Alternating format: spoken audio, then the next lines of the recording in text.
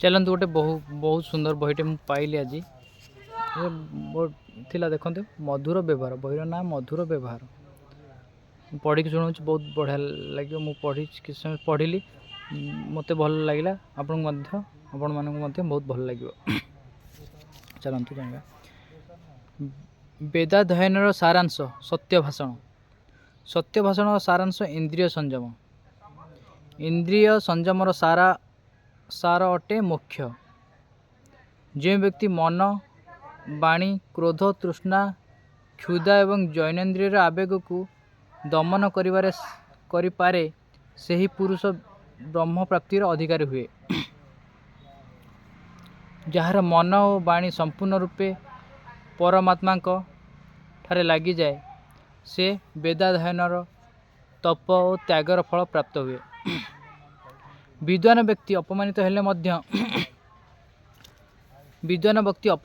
मध्य अमृत पान कला भली संतुष्ट रहिबा उचित कारण अपमानित होइतिबा व्यक्तिर सुख निद्रा हुए मात्र अपमान देइथिबा व्यक्तिर विनाश हुए। क्रोधी मनुष्यर यज्ञ दान तप होम आदि कर्मर फल जमराज हरण करनी। क्रोधी मनुष्यर जिते क्रोध करेंगे सेते आमर खराब तो से कह क्रोधी मनुष्यर यज्ञ दान तप होम आदि कर्मर फल जमराज हरण करनी। क्रोध प्रकाश कर व्यक्तिर समस्त परिश्रम व्यर्थ होता है। जो व्यक्तिर उदर उपस्थ दुई हाथ ओ कथा ये चारि अंग सुरक्षित थाए से वास्तव में धर्मज्ञ अटे। अर्थात जो व्यक्ति भोजन रे संयम काम विकार संयम आचरण करे हाथ दुईटी सदा पवित्र और पर उपकार करे कथारे मधुरता रक्षा करे से वास्तव में धर्मज्ञ बुद्धिमानी।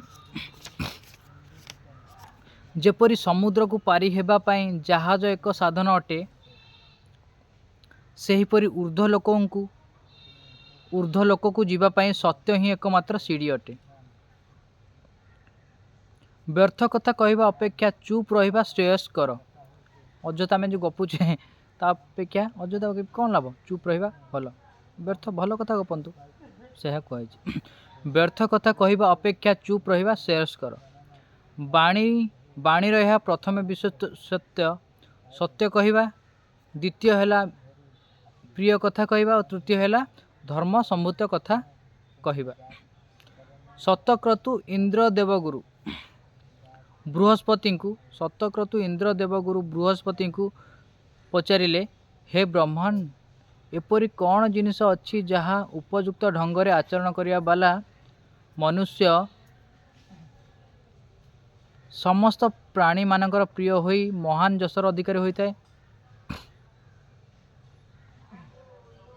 बृहस्पति कहले हे इंद्र सही वस्तुटी है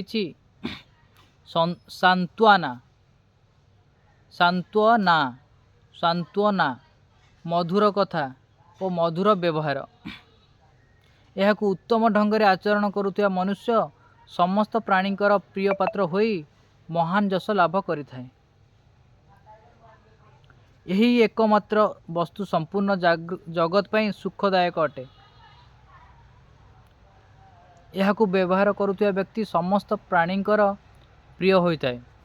जो व्यक्ति सर्वदा कड़ा मिंजास रे थाए कहा सहित मिठा कथा कहे नहीं सही अशांत व्यक्ति समस्तंकर द्वेषर पात्र होई रही है।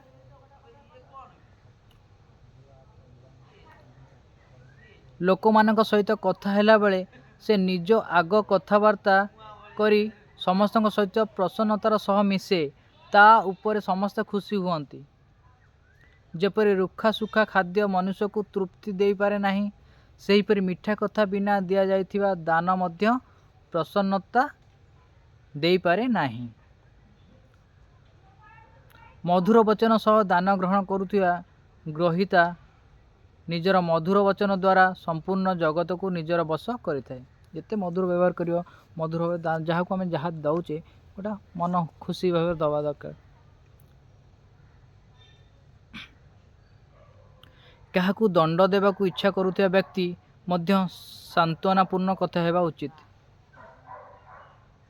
ଏହି ପ୍ରକାର ସେ ନିଜ ପ୍ରୟୋଜନ ସିଦ୍ଧ କରିବା ସଙ୍ଗେ ସଙ୍ଗେ ଅନ୍ୟ କାହାକୁ ମଧ୍ୟ ଉଦ୍ବିଗ୍ନ କରେ ନାହିଁ। କେତେ ସୁନ୍ଦର ବହିଟା, ମୋତେ ବହୁତ ବଢ଼ିଆ ଲାଗୁଛି। ଆହୁରି ପଢ଼ୁଛି, ଶୁଣନ୍ତୁ। ଯଦି ଜଣେ ବ୍ୟକ୍ତି ସର୍ବଦା ସୁନ୍ଦର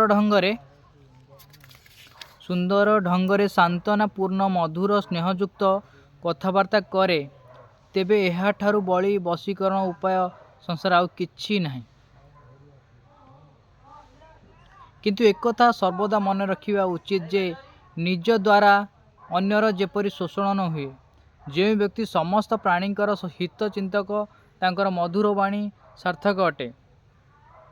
କାହାର ଅବୁଝାପଣର ଅନୁଚିତ ଲାଭ ଉଠାଇ ଗରିବ ନିରକ୍ଷର ଅବୋଧ ଲୋକଙ୍କୁ ଶୋଷଣ କରିବା ବାଲା ଲୋକ ଆରମ୍ଭରେ ସଫଳ ହୋଇଥାନ୍ତି, କିନ୍ତୁ ତାହାର ଅନ୍ତ ଅତ୍ୟନ୍ତ ଖରାପ ହୋଇଥାଏ।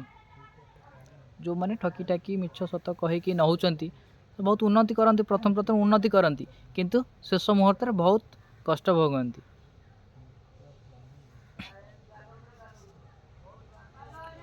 କିନ୍ତୁ ତାହାର ଅନ୍ତ ଅତ୍ୟନ୍ତ ଖରାପ ହୋଇଥାଏ। ସତ୍ୟତା, ସ୍ନେହ ଓ ମଧୁର ବ୍ୟବହାର କରୁଥିବା ଲୋକ ଆରମ୍ଭରେ କିଛି ହରାଇଲା ପରି ମନେ ହୁଏ। ଯେଉଁମାନେ ସତ୍ୟରେ ଥିବେ, ଧର୍ମରେ ଥିବେ, ସତ୍ୟ ପ୍ରକାଶ କରି ଯାହା ସବୁ କରୁଥିବେ, ସେ ପ୍ରଥମେ ଟିକେ କଷ୍ଟ ଅନୁଭବ କରନ୍ତି, କିନ୍ତୁ ପରେ ବହୁତ ସୁଖ ପାଆନ୍ତି। କିଛି ହେଲା ପରେ ହେଉଥିଲେ ମଧ୍ୟ ଶେଷରେ ତାହାର ଅନନ୍ତ ବ୍ରହ୍ମାଣ୍ଡ ନାୟକ ଈଶ୍ୱର ପ୍ରାପ୍ତିର ହୋଇଥାଏ। କ୍ଷୁଦିରାମ ମଧୁରତା ଓ ସତ୍ୟତାର ଅଟଳ ଥିଲେ। ଲୋକମାନେ ତାକୁ ସରଳ ଓ ମୂର୍ଖ ମନେ କରୁଥିଲେ।